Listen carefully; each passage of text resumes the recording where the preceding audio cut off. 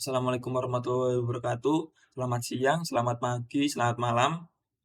Kali ini saya akan membahas tentang Docker dan Kubernetes, yang mana kedua teknologi ini saat ini banyak digunakan untuk pengembangan aplikasi atau perangkat lunak. Oke, sebelum masuk ke pembahasan atau presentasi saya, izinkan saya memperkenalkan diri. Nama saya Izamuddin Nurul Firdaus, NRP 3122521016, kelas 2D3 TIPN SPSTKU Lamongan. Oke, kita akan langsung masuk ke pembahasan. Pertama, jelas di sini banyak yang berpikiran, apa sih itu Docker? Terus fungsinya apa? Terus manfaatnya kita menggunakan Docker itu apa? Terus umpama kita aplikasikan itu bagaimana? Langsung aja kita masuk ke slide berikutnya. Oke. Jadi, apa itu Docker? Jadi menurut yang saya tulis di sini, Docker adalah platform open source yang memungkinkan pengembang atau developer untuk membangun, mengemas, dan menjalankan aplikasi dengan menggunakan kontainer. Kontainer Docker membungkus sebuah perangkat lunak beserta semua dependensinya menjadi satu unit yang dapat dijalankan di berbagai lingkungan. Jadi di sini secara ringannya penjelasannya itu seperti ini. Jadi Docker ini mengemas aplikasi yang kita buat itu mulai dari seluruhnya. Jadi mulai dari dependensinya, aplikasinya, dan seluruh konfigurasinya yang ada di OS-nya. Contoh di sini kita itu mau membuat aplikasi, contohnya web aplikasi portofolio. Ya, aplikasi portofolio ini atau aplikasi website portofolio ini kita itu membutuhkan Nginx, PHP, dan OS-nya mungkin kita pakai OS Debian. Nah, biasanya secara tradisional kita biasanya itu untuk menginstal PHP, Nginx, dan lain-lain, itu biasanya kita itu menginstalnya itu manual. Nah, dengan adanya Docker ini, seluruh yang kita butuhkan tadi, itu bisa kita dapatkan secara otomatis dan mudah. Terus, seumpama sudah kita lakukan konfigurasi, pas kita pindah ke lingkungan lain atau device lain, maksudnya dari berbagai lingkungan ini adalah kita pindahkan ke device lain. Contohnya, awalnya saya itu ngodingnya itu di Windows, pas saya pindahkan ke Linux itu tidak ada masalah. Jadi langsung ngikut konfigurasi yang sudah kita terapkan. Seperti itu. Biasanya ini dialami oleh banyak developer dahulu, developer yang tradisional. Biasanya itu mereka ketika melakukan ngodingnya itu di Windows, pas kita deploy ke server, itu ternyata kok error. Ternyata ada konfigurasi yang berbeda dengan yang ada di servernya dengan yang ada di laptopnya. Akhirnya menimbulkan resiko kegagalan dari aplikasinya dijalankan, seperti itu. Oke, jadi kita lanjut ke manfaat Docker. Jadi Docker di sini yang saya ketahui memiliki 3 manfaat, yaitu pertama, portabilitas. Jadi menurut yang saya tulis di sini, kontainer dapat dijalankan di berbagai lingkungan yang konsisten, mulai dari laptop pengembang hingga lingkungan produksi. Ya, jadi ini sesuai yang saya jelaskan tadi. Jadi portabilitas ini berarti aplikasi yang sudah kita buat, yang sudah kita buat itu saat dikemas itu bisa kita jalankan di mana saja. Contohnya pas saya ini kembangkan ini, pas saya codingnya itu di macOS. Setelah itu ada teman saya yang meminta file ini. Nah, pas dijalankan lewat teman saya ini, aplikasinya itu bisa dan tanpa ada kendala. Biasanya ini ada kendala. Itu umpama kita tidak pakai Docker. Contohnya di sini kan saya ngodingnya itu di macOS. macOS entah itu macOS ya. Terus saya itu pakai web servernya itu sendiri. Contohnya apa ya? Web servernya mem atau apa gitu lupa ya saya namanya. Terus pas saya pindah ke laptop teman saya, yang OS-nya itu Windows, biasanya itu berbeda konfigurasinya. Akhirnya pas dijalankan itu kadang bisa ya, kadang bisa, kadang enggak. Mungkin ya karena konfigurasinya berbeda, akhirnya menimbulkan resiko kegagalan aplikasi dijalankan, seperti itu.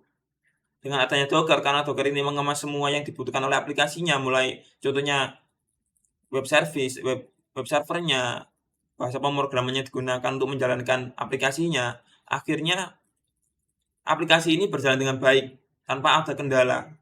Seperti itu. Akhirnya pas pas aplikasi ini deploy ke server, aplikasi ini langsung bisa berjalan tanpa ada kendala. Nah, portabilitas ini juga seperti kayak gini. Pas kita pas kita menjalankan menjalankan aplikasi kita di server, biasanya kita itu harus menginstal seluruh dependensinya. Contoh PHP, kita install Composer, kita install juga Nginx dan lain-lain. Nah, itu secara manual dan kita itu harus menyamakan konfigurasinya sesuai dengan yang ada di laptop kita pas kita mengembangkan.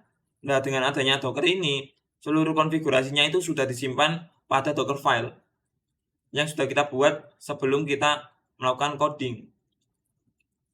Nah, lanjut kedua, yaitu manfaat kedua, yaitu isolasi. Kontainer menyediakan isolasi yang ketat antara aplikasi yang berjalan di dalamnya, sehingga mengurangi konflik dan potensi kerentanan keamanan. Nah, di sini isolasi di sini itu berarti dia itu bisa mengisolasi kontainernya atau aplikasi kita dengan aplikasi yang lain yang mau dijalankan. Contohnya di sini saya kan punya aplikasi. Aplikasi ini itu pakai PHP versi 7. Nah, sedangkan saya juga melakukan pengembangan juga, tapi pakai PHP versi 8 pada aplikasi lain. Sehingga mau tidak mau kita itu harus menginstal keduanya. Tetapi kalau di sistem tradisional biasanya itu tidak bisa. Bisa mungkin, tetapi nanti agak ribet lagi dan ada resiko konflik. Entah itu konflik konfigurasinya atau konflik pas dijalankannya itu nggak bisa. Terus contoh lagi, aplikasi kita itu contoh saya yang aplikasi A itu butuh port 80. Nah, si aplikasi kedua juga butuh port 80. Nah, dengan adanya isolasi ini, manfaat isolasi dari Docker ini, kita itu nggak perlu khawatir untuk aplikasi yang pertama ini bisa dijalankan atau tidak. Karena pas kita itu bisa menjalankannya dengan mengcustomnya langsung, mau port berapa yang digunakan. Tetapi aplikasinya sama, contohnya Nginx menjalankan port 80 dan aplikasi kedua menggunakan Nginx juga dengan port 80, tetapi pas di hostnya, pas di laptop atau di PC kita itu bisa mengcustomnya, nggak port 80 atau menforwardnya ke port yang lain, meneruskannya ke port yang lain. Jadi pas kita buka di laptop kita itu port yang lain, contohnya 80 terus yang kedua itu 8081. Tetapi tetap kedua aplikasi tersebut bisa dijalankan dengan baik. Seperti itu. Terus mengurangi potensi kerentanan. Jadi kan di sini kan antar satu Docker dengan Docker lain itu, atau antara satu aplikasi yang dikemas dengan aplikasi yang dikemas yang lain, itu tidak bisa kita atur supaya tidak bisa berinteraksi. Akhirnya umpama aplikasi ini terjadi masalah, mungkin dihack dan lain-lain, dia ini cuma bisa mengakses yang ini saja, tetapi tidak bisa mengakses Docker yang lain atau wadah yang lain. Terus skalabilitas.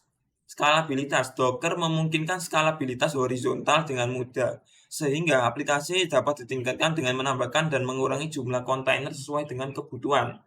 Jadi di sini maksudnya skalabilitas di sini adalah umpama kok aplikasi kita ini pas suatu traffic ini sudah sudah penuh contohnya sudah penuh kan. Ya, ini akan menimbulkan aplikasi kita itu lambat. Nah, dengan adanya fitur scalability ini, kita itu bisa menambahkan atau mengurangi secara otomatis. Nah, akhirnya kita itu aplikasi kita yang tadinya lambat, akhirnya bisa cepat. Dan itu kita itu bisa menguranginya itu dengan waktu yang cepat. Berbeda kalau kita pada sistem yang tradisional. Jadi pas di sistem tradisional, umpama kok kita menambahkan contoh, kita itu pas traffic tinggi kita butuh 3 kontainer. Nah, kita bisa atur mau 3 kontainer. Nah, kalau sistem tradisional umpama kok ada traffic tinggi, biasanya kita langsung upgrade di sisi resource-nya. Akhirnya biasanya kalau upgrade resource itu ada downtime-nya. Jelas aplikasi yang kita jalankan itu butuh reboot, kita matikan dulu, baru nanti berjalan. Biasanya ada downtime-nya, dan downtime-nya ini cenderung lebih lama daripada kita menggunakan Docker. Nah, umpama kita menggunakan Docker, kita saat menambah atau mengurangi itu lebih cepat. Jadi dapat mengurangi downtime atau aplikasi kita nggak berjalan, atau waktu aplikasi kita itu matinya itu lebih rendah lagi. Dan itu bisa sesuai dengan kebutuhan kita. Jadi pas ingin mau traffic tinggi itu mau satu Docker yang jalankan, pas traffic 1 sampai 10 cuma satu Docker yang jalankan. Nah, pas terjadi 100 traffic kita ingin 10 Docker yang jalankan. Nah, biasanya kalau pas kita di sistem tradisional, ini itu nggak bisa seperti itu. Jadi pas kita upgrade, itu biasanya kan reboot. Nah, pas dijalankan lagi, itu aplikasinya sesuai dengan yang di-upgrade.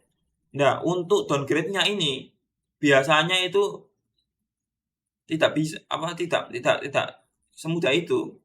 Jadi kan pas kita upgrade, biasanya itu kalau di penyedia yang gratisan, penyedia server yang bukan gratisan, penyedia server yang murah, biasanya itu opsinya itu hanya opsi upgrade. Karena kenapa? Karena ada disknya juga di-upgrade. Sehingga menyebabkan ketika disknya sudah terpakai, otomatis kita downgrade itu nggak bisa. Karena ada disk yang sudah terpakai. Akhirnya kan, umpama kita downgrade, berarti kan kita sama dengan menghapus datanya. Akhirnya itu tidak bisa. Nah, kalau di token ini itu mudah. Jadi pas traffic 10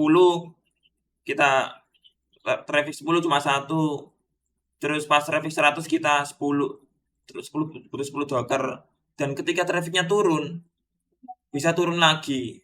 Jadi seperti itu. Jadi tanpa perlu kita setting manual seperti tadi. Kalaupun bisa di sistem tradisional seperti ini, itu biasanya itu waktu untuk scale up scale down-nya itu lebih lama daripada Docker karena ada waktu reboot-nya dan lain-lain. Seperti itu. Dan juga dengan fitur skalabilitas ini dapat mengefisiensi budget dari aplikasi kita. Karena kan sesuai dengan kebutuhan. Umpama kok traffic-nya tinggi, nanti Docker yang diperbanyak juga banyak. Nah, pas traffic-nya rendah, itu juga akan Docker-nya yang dibutuhkan juga rendah. Nah, dengan biasanya kalau di sistem tradisional itu nggak bisa seperti ini. Pas di-upgrade, ya sampai upgrade itu aja. Berarti umpama kok RAM-nya yang digunakan 10 giga, umpama kok $10.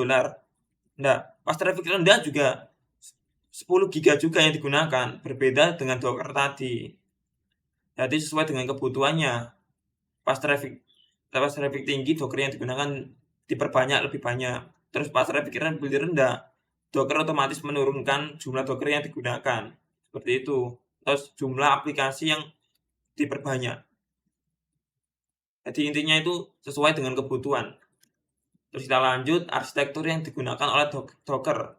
Pertama, Docker terdiri dari Docker Engine. Jadi di sini adalah runtime yang menjalankan kontainer Docker. Jadi program yang akan menjalankan Docker container adalah si Docker Engine. Nah, terus yang kedua, Docker image. Docker image adalah template yang digunakan untuk membuat kontainer. Jadi, sebelum kita membuat kontainer, biasanya kita itu butuh template. Contohnya di sini kita butuh apa dulu? Contoh saya di sini itu butuh membuat server database. Saya di sini tinggal mengambil dari repositori dari Docker Hub. Biasanya di sana ada, kayak kita cari aja MariaDB nanti. Nah, terus kita tinggal konfigurasi aja sesuai dengan yang kita butuhkan. Contoh nanti username-nya apa, password-nya apa, terus bisa dijalankan oleh seluruh jaringan atau tidak, dan lain-lain. Seperti itu. Terus ada lagi Docker container, instansi berjalan dari Docker image. Jadi aplikasinya di dalam Docker image. Tadi kan Docker image adalah template-nya. Di dalam template tersebut kan ada namanya, tadi kan ada aplikasinya. Contoh yang kita butuhkan tadi kan MariaDB atau aplikasi lainnya. Nah, yang dijalankan tadi yaitu Docker container. Jadi aplikasi yang berjalan dari Docker containernya. Seperti itu. Atau kontainer yang berjalan. Kita lanjut terus pada apa itu Kubernetes. Jadi pasti orang-orang akan berpikir, apa itu Kubernetes? Apa sih fungsinya Kubernetes pada pengembangan website atau aplikasi lah intinya. Terus di sini dijelaskan apa itu Kubernetes? Kubernetes adalah sistem orkestrasi kontainer open source yang memungkinkan manajemen otomatis, skalabilitas, dan penjadwalan aplikasi yang berjalan di kontainer. Jadi ini sistemnya itu kayak dia itu mengorganisir banyak kontainer. Seperti itu. Intinya seperti itu. Jadi kalau Docker kan cuma satu ya, cuma satu fungsi. Contoh kita menjalankan MySQL ya MySQL. Nah, mungkin kita ingin menjalankannya kok kita tambah dengan yang lain, contoh PHP dan lain-lain. Itu manual ya, manual. Nah, dengan adanya orkestrasi ini, berarti kita langsung bisa melakukan banyak manajemen kontainer atau banyak manajemen Docker secara otomatis, skalabilitas, dan terjadwal. Oke, kita lanjut. Manfaat Docker. Jadi Docker itu yang saya tahu itu memiliki 3 manfaat. Jadi pertama, otomatisasi. Kubernetes menyediakan otomatisasi untuk penyebaran, penjadwalan, dan penanganan kegagalan aplikasi. Jadi di sini Docker memiliki manfaat yang pertama yaitu otomatisasi. Jadi otomatisasi di sini itu maksudnya adalah dia itu otomatis melakukan scale up.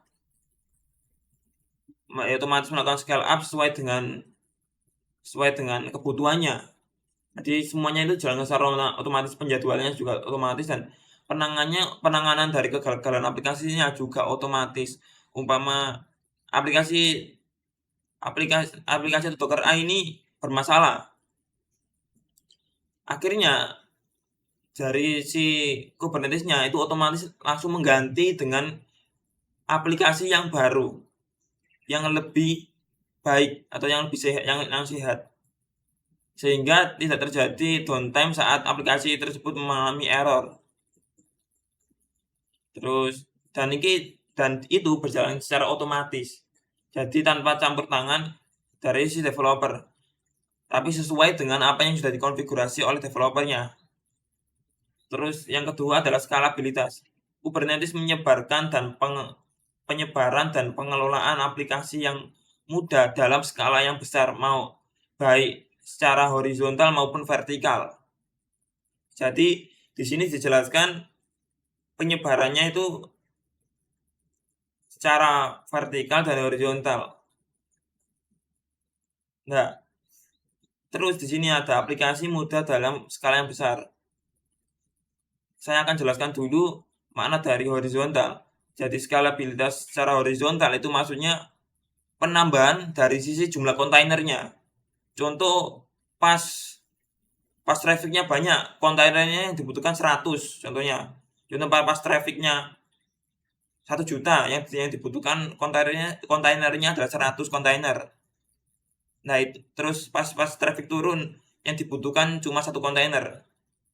Terus maupun vertikal. Vertikal ini artinya itu jumlah resource yang digunakan oleh tiap kontainer. Jadi umpama pas trafficnya turun banget, 1 kontainer itu cuma dikasih sekitar setengah giga, terus 1 core. Terus pas trafficnya tinggi, dia itu memberikan resource yang lebih banyak lagi kepada kontainernya. 1 kontainer dikasih, atau 1 aplikasi dikasih 2 giga, terus dengan 2 core. Seperti itu contohnya. Akhirnya, dari manfaat dari skalabilitas ini, akhirnya aplikasi kita itu tidak ada lambat, cepat terus, karena dia itu speknya itu bisa naik, bisa turun sesuai dengan traffic yang saat ini. Terus juga manfaat pada efisiensi budget, karena kan nggak mungkin harga pas kita traffic, harga pas RAM banyak dan RAM kecil itu sama, kan nggak mungkin. Pas RAM tinggi kan seharusnya lebih banyak daripada RAM kecil. Akhirnya dengan adanya fitur skalabilitas horizontal dan vertikal yang secara otomatis ini dapat juga dapat mengefisiensi budgetnya, karena sesuai dengan kebutuhan saat aplikasi dijalankan, seperti itu. Terus 3, pemulihan bencana. Kubernetes memiliki fitur pemulihan bencana yang kuat sehingga meminimalisir waktu henti dan memastikan ketersediaan aplikasi yang tinggi. Nah, maksud dari pemulihan bencana ini adalah dia itu ketika ada aplikasi yang error, Docker bukan manfaat, ini salah ya. Jadi bukan manfaat Docker tapi manfaat Kubernetes. Jadi umpama kok ketika ada aplikasi atau Docker yang bermasalah, dia itu langsung membuat kontainer baru yang akan menggantikan kontainer yang bermasalah. Akhirnya meminimalisir waktu henti atau downtime dari aplikasi kita. Jadi website kita itu umpama kok terjadi trafficnya banyak sehingga salah satu kontainer itu error, akhirnya si Kubernetes akan membuat baru. Akhirnya dapat meminimalisir waktu henti. Jadi nggak ada, istilahnya itu nggak ada error aplikasi ini dijalankan. Seperti itu. Kita lanjut pada arsitektur Kubernetes. Jadi di arsitektur Kubernetes itu memiliki 3 bagian yang saya tahu. Pertama master node, terus yang kedua worker node, dan etcd. Nah, master node itu bertanggung jawab untuk mengelola dan mengatur cluster Kubernetes. Jadi master node ini bertugas untuk mengatur cluster Kubernetesnya. Jadi kan di sini kan Kubernetes kan menjalankan banyak kontainer. Nah, di sini dia yang mengatur, mau mengecilkan, contohnya mengatur penjadwalan, mau terus mengatur penjadwalan, contohnya pas traffic tinggi itu segini, pas traffic rendah itu segini, pas traffic tinggi itu dikasih RAM berapa, dikasih core berapa, dikasih CPU berapa, terus dikasih disk berapa, terus apa yang dilakukan ketika umpama ada kontainer yang bermasalah, itu semua ditangani oleh master node. Kedua, ada worker node, adalah mesin fisik atau virtual tempat kontainer dijalankan. Jadi worker node ini bertugas untuk menjalankan si kontainernya yang berhubungan langsung dengan si master node. Ya. Yang mengelola si worker node, karena si worker node nanti akan kayak berkomunikasi untuk mau diperbanyak seberapa kontainernya. itu nanti komunikasinya dengan masternode. Jadi aplikasi workernode akan berkomunikasi terus-menerus dengan masternode yang mengelola workernode. Jadi di sini intinya workernode itu bertugas untuk menjalankan Docker dan mengirimkan umpama ada error atau memantau Docker yang error, lalu nanti laporannya dikirim ke masternode. Masternode akan mengirimkan perintah untuk membuat kontainer baru umpama dibutuhkan. Terus udah sih. Terus udah kita lanjut lagi ke etcd. Jadi etcd ini adalah penyimpanan key atau value yang digunakan oleh Kubernetes untuk menyimpan konfigurasi dan status Kubernetes. Jadi seluruh penyimpanan konfigurasi apa yang dilakukan ketika contoh apa yang dilakukan ketika si kontainer rusak, terus apa yang dilakukan ketika si Dockernya itu nggak berjalan dengan baik atau tidak sehat, itu disimpan di etcd. Nah, terus contohnya contoh pas traffic tinggi itu mau seberapa banyak kontainer yang diperbanyak atau mau seberapa banyak RAM yang diberikan, itu semua diatur oleh etcd. Terus kita langsung lanjut ke integrasi Docker dan Kubernetes. Jadi Docker dan Kubernetes sering digunakan bersama-sama untuk mengoptimalkan siklus hidup aplikasi berbasis kontainer. Jadi Docker dan Kubernetes sering digunakan untuk mengoptimalkan aplikasi kita yang kita bungkus, istilahnya kita bungkus, atau istilah lainnya adalah kontainer. Terus di sini Docker digunakan untuk mengemas aplikasi menjadi kontainer yang portable. Karena kenapa? Karena portable. Kenapa? Karena yang tadi saya jelaskan tadi, maksud dari portable ini bisa jalankan di mana saja tanpa ada kendala, tanpa kita mengkonfigurasi secara manual. Sementara Kubernetes digunakan untuk mengelola dan mengatur kontainer-kontainer tersebut dalam satu klaster.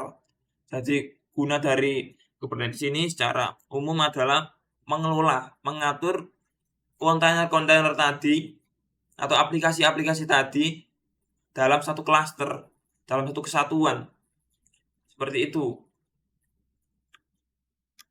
Terus kesimpulan, Docker dan Kubernetes adalah dua teknologi yang kuat untuk mengelola aplikasi berbasis kontainer.